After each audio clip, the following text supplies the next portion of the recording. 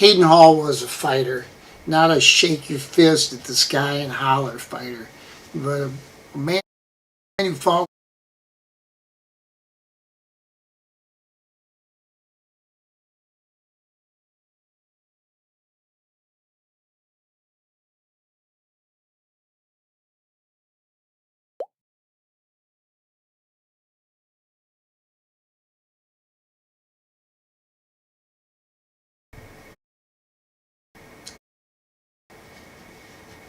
Hayden Hall was a fighter, not a shake your fist at the sky and holler fighter, but a man who fought with humor, compassion, class, and dignity. I've known Hayden for over 20 years, and it was my privilege to help him out during his fight against mantle cell leukemia.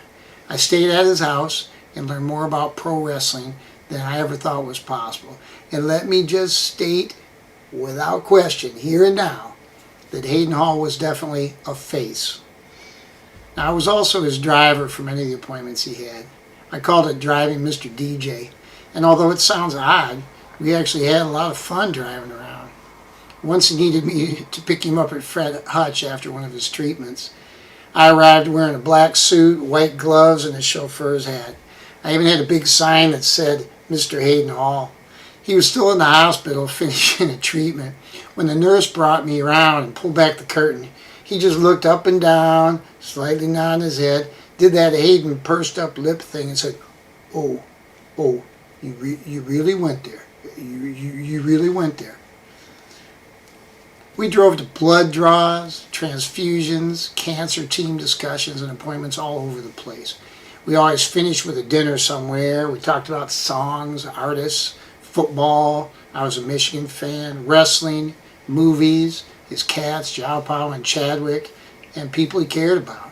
And we talked about what he would do when he went back to teaching and being a DJ. His body was going through hell, but he kept his head and he was positive the whole time. He never stopped believing that he was getting or going to get better. He never stopped looking forward, and he never stopped connecting with the people around him. A gift Hayden had was that he could make the person he was with feel important. He could draw out people's stories and remember everything they said. People trusted him and they talked to him. And by the time he finished the treatment, he would know the sports team, music preference, personal life of everybody involved. In 2 years, he knew just about everyone at Fred Hutch and UW Hospital. I would show up to his room and I'd ask the nurse, is he behaving himself? And they always told me that he was their favorite patient. I got so I would actually stop them before they said it. I go, I know. He's your favorite patient. Jeez. So, giving him a hard time. People liked him because he was genuinely interested. He was the one fighting cancer, but he was always concerned about how other people were doing.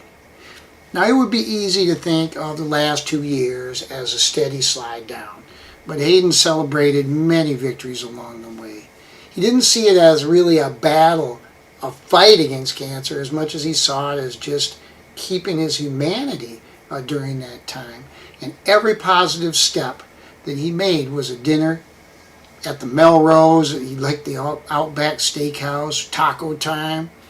A step back was a stay in the hospital with takeout teriyaki, where he would reevaluate and he'd tell me about his next goal.